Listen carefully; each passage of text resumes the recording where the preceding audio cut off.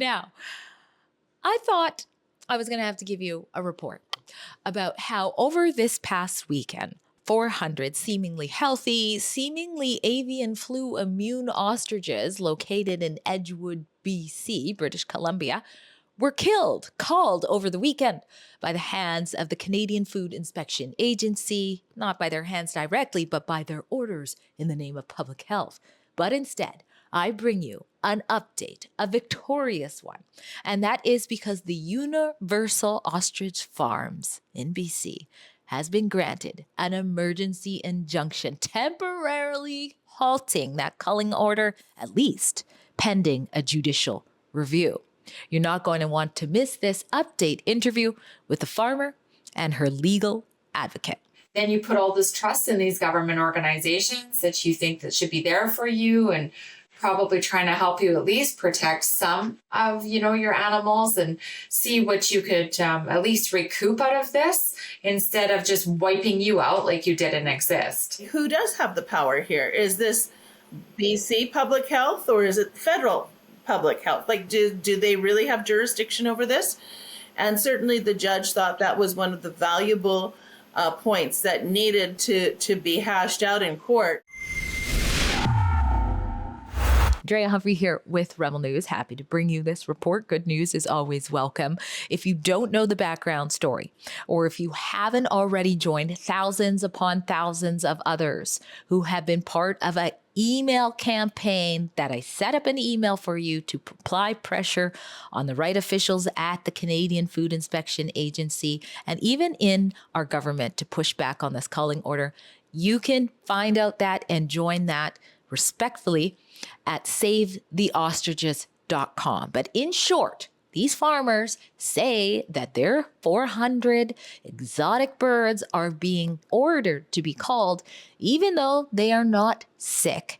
They are immune, and even though they are crucial to furthering science when it comes to, get this, fighting against coronaviruses. So if you haven't already done so, go to savetheostriches.com to join that campaign and push back. And today I bring you an interview with Katie Pasitney. She is the adult daughter of the co-owner of the farm. She grew up with lots of these ostriches because they can live for up to 75 years. And of course, she works on the farm to help out as well. And the family's legal advocate, Kari Simpson with Culture Guard. They're going to tell us how this win came about and about all the people who have been coming together to help with these wins. And that includes British Columbia's former Attorney General, Suzanne Anton, who's come out. You can see her post here, and that is just the half of it. So we're going to talk about that. And we're also going to talk about why the battle is not over. A big sense of relief. It feels a lot lighter around here these days, just that we know that we have an extension, basically. So but I think the real hard work starts now. And so we're also we're antsy to get that going, and we're excited to make a real change so that, we can get away from these 30 days, there's another 30 days. So it'll just be nice to see some real change be made here and not have to keep revisiting it. So you're relieved, but you're not lowering your guard. Understandable. Kari, I invited you on here because you've been working sort of as an advocate and sort of helping to manage some of the litigation stuff. Now, you did have other lawyer or two on this case, but Kari, let us know what was involved in trying to get that emergency injunction as the clock was ticking, because this was Friday, the 31st, right? Where this all went down, the day before Doomsday. Yeah. Literally the deadline. Nothing short of miracle after miracle after miracle in this case. No, I just have to give this timeline, how fast this came down, because this is one of the problems with dealing with CFIA is once you get the order, they inundate you with paperwork. They inundate you with quarantine. You don't have time to get ahead of this. And, most good Canadians are thinking in the back of their mind, well, they're going to be reasonable. Certainly we can resolve this. So time passes on that, and like within, 28 days, your animals are supposed to be dead and you're supposed to kill them. So when a lot of people were calling me about this case, and I mean, as you know, I'm always beyond too busy.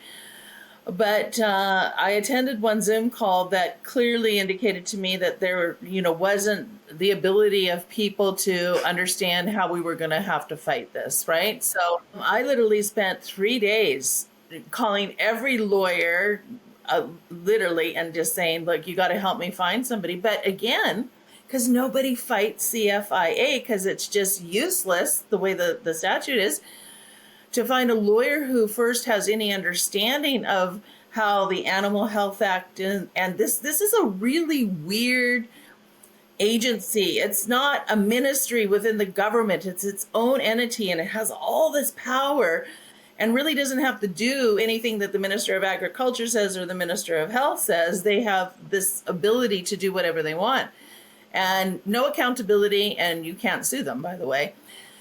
So, I was running out of, my Rolodex was being exhausted. I had lawyers giving internal emails through their own firms. Help, we need to save the ostriches. It was quite a unite effort. But the Justice Center for Constitutional Freedom, who we do a lot of work with, Marty says, Kari, we're too busy with all the appeals and the case challenging the proroguing of government, et cetera. And he says, but try, here's a list of lawyers, but Michael Carter, was the last name on his list. Anyway, I sent him an email and I called his office and I told his assistant, look, this is an urgent matter. I need to hear yay or nay. No, we don't even have to talk yay or nay. I didn't hear anything until that afternoon. And then I got a call from Michael. And he said, Kari, actually, I am familiar with this act. I have a case involving that they're not compensating one of the farmers enough. He says, you don't have to tell me about it. I know it all. And I'm just going, okay, I later found out, Drea, just this last week, because then I'm wondering, my gosh, how does he just have this time to drop? I mean, literally, it's drop and run with this case by now. This was January 22nd when I talked to him. And I later found out that they had basically put all their lawyers into a case involving a situation, a large acquisition type case. And then the case got delayed. So suddenly Michael and a few other lawyers and researchers within the firm had the week free all of a sudden. Finding a lawyer with a weekend off is or with time off is certainly a miracle in itself. Now, let's talk about the people that have come together. So you have people helping you on that end. There's a GoFundMe going towards some of the legal expenses. I know with Rebels campaign, thousands upon thousands sent emails urging for the culling to stop, and names. I had to keep adding names of who they could reach out. BC Rising has come together. But these people are all coming together because they feel there is an element or a significant element of government overreach happening. So I want you to take a moment to kind of just explain to people that in addition to being asked to kill, like what it's like to being asked to kill these birds that you believe are immune to the disease they're being ordered to be killed by, and also some of the other stuff about what you were being told was going to happen to your own living quarters. Kari says it the best. It was miracle after miracle because, we first of all came out here just getting told that we're going to have to kill them all, by our own hand out here. And that we had from January 10th, hearing that letter, reading that letter was just, there was no words for that. It's probably one of the worst days of my life. I know it definitely was of my mom's. And you would have never been able to think in a million years that we would be able to have a team behind us of people who believe in what we believe in and seen and felt the government overreach like we were feeling. We were feeling like, sitting ducks out here in in the middle of nowhere. And to hear, too, that, all of our freedoms and our rights were just being really challenged. To be told that come February 1st, that they had the right to come and raid our personal residence. that was, and they could take anything byproduct or anything to do with ostrich that they want to destroy. It was extremely scary. I mean, what does that mean? Are they going to wipe out that we even ever had them? I don't know what that means. It's kind of one of those things, they say it and then it just runs in your head. Like, how far is this going to go? And then obviously them bringing up that, they were very interested in our COVID-19 antibodies and where are we storing those?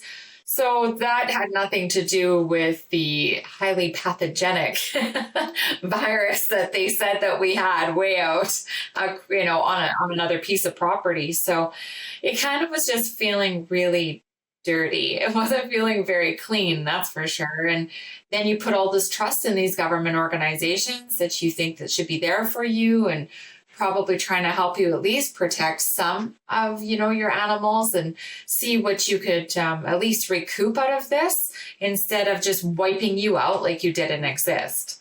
So again, it was miracle after miracle to have a team like we have, and even meeting you and to have you guys on our side to help us get the word out, because the world is watching and the world is continuing to watch what's going to happen here with these 400 ostriches, because we're not out of the woods yet. So these miracles need to stay happening, and we need to, everybody's working their butts off to make real change for the next farm and the next farm and the next farm. We want to stop it here. Absolutely. I think it's representing much more than just your 400 ostriches. And as far as the thanks to Rebel News, we're absolutely nothing without our people who have come behind you in the farm at SaveTheOstriches.com. So thanks. Keep applying the pressure there. Now, you also said you're just supposed to, trust these sort of systems in place. Speaking of trust, it reminds me of always hearing trust the science. And here, what's happening, your science is almost at risk here. Kari, I'm going to go to you, because my understanding is when it comes to trust the science, there's a group of scientists that have actually come behind the farm, come behind the ostriches, and are saying, hey, this is out of line. Tell us a little bit about that group and how they're pushing back. Ironically, we have CBC to thank for that. CBC did, I know, finally something to celebrate CBC about. One of the lead scientists in this, a professor at the University of Guelph, saw the news mention about what was going on and rallied these troops. And I have to tell you, when I was coming home from the court, I'm listening to talk radio, and I'm hearing another scientist from Alberta Public Health speaking out, who isn't even on this team, going, we cannot, let these ostriches go. This is the perfect time to have this. So it's like all of a sudden there's this opportunity for a whole new view of how we practice animal health, human health, things that people were crying out over during COVID.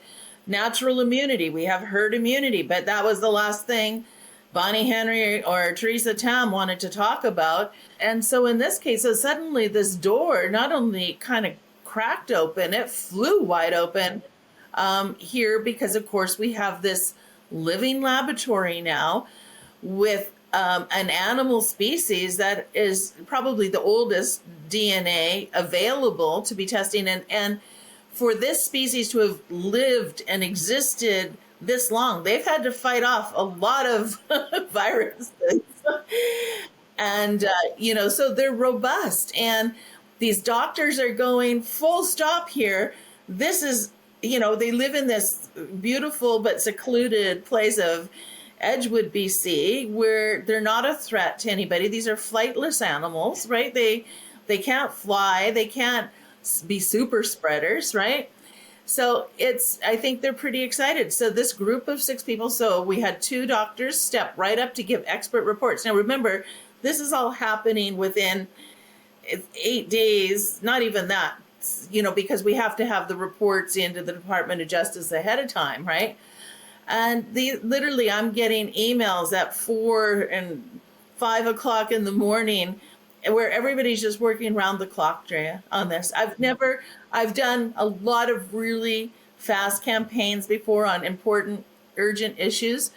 But this has been so amazing to see so many good people just drop everything and come together for the better good. It's incredible. Absolutely amazing. Last but not least, people want to know what is next. If you could summarize that quickly for us.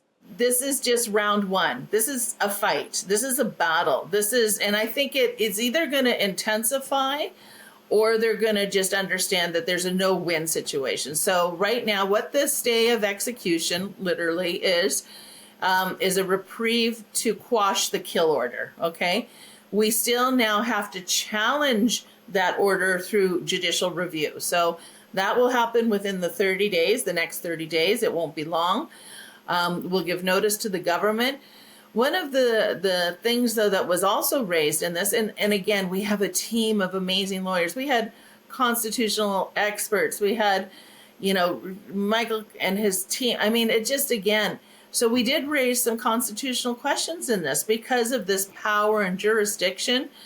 And I think maybe Premier Danielle Smith can take some credit for putting everybody's mind to, okay, who does have the power here? Is this BC public health or is it federal public health? Like, do they really have jurisdiction over this?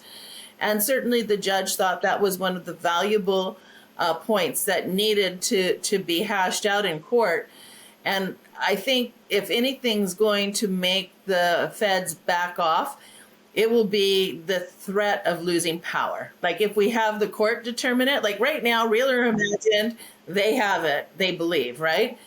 Am I going to be able to raise the money that's necessary for another farm to come along and challenge that if we don't move forward? I don't know, but we're so thankful for the donations, and we're not out of the woods yet. This fight is long from over.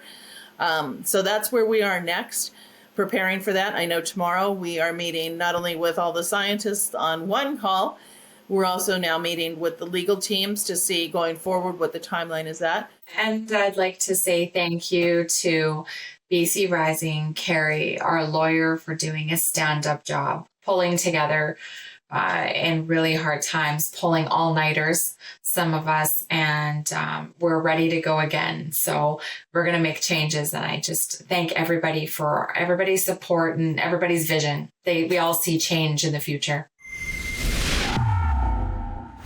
Well, you heard it. The battle isn't over. So get your fingers ready and in a matter of seconds, join thousands of others in pushing back respectfully at SaveTheOstriches.com.